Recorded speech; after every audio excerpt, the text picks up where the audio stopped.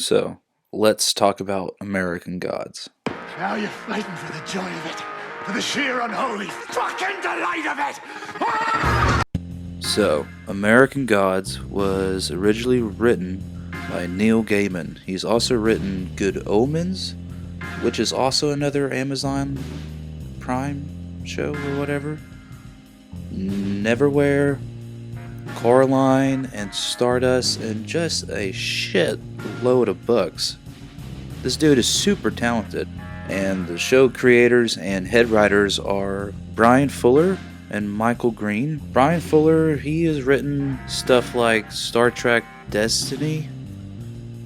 Star Trek Discovery. Hannibal, he's also written Heroes, and just more Star Trek. And Michael Green, his writing career's kinda up and down. It's like Logan was awesome. He written the screenplay for that. He also written the screenplay for Blade Runner 2049, which was pretty good. He's also done like awful movies like Alien Covenant and like Green Lantern. And he also written an episode of Sex and the City. Myself in work, but every time I stop for a second to think, oh God, I'd relive my hell all over again. And the show has a really great cast. It has like Ian McShane, has Orlando Jones, Emily Browning, and so many other talented actors. And that's one of my favorite things about the show, is the characters. The characters really keep you engaged in what is going on in the show. If you don't like keep up with like mythology and religion, or if you don't study it, you're really going to be lost, because the show throws it all in your face. It doesn't hold back, and you got to do your homework, because a lot of it I didn't understand at first until I did like 2 hours of research, and I'm like, oh, okay, that's cool. But anyway, so I'm going to talk about the story, the characters, and my overall view of the show.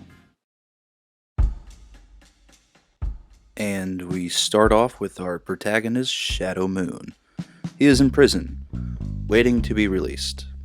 But before he does, his wife tragically dies in a car wreck, and he gets released early. Hooray! So he goes to an airport, gets a plane ticket, goes to the funeral, and during the plane ride, he meets a mysterious stranger that calls himself Mr. Wednesday. And from that point on, shit gets crazy. Hello, Shadow.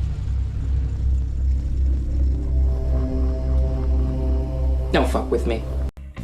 So, without spoiling too much, essentially the story is about the old gods versus the new gods, without really trying to spoil anything. But yeah, the story's really good. It really keeps you guessing and confused throughout the whole show.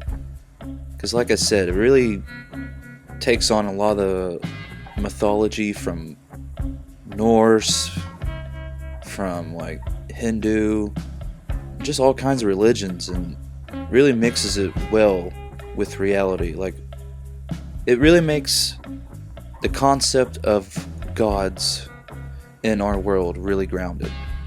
And throughout the journey, you get to learn about Shadow Moon more, get to learn about his past and how he is involved with Mr. Wednesday.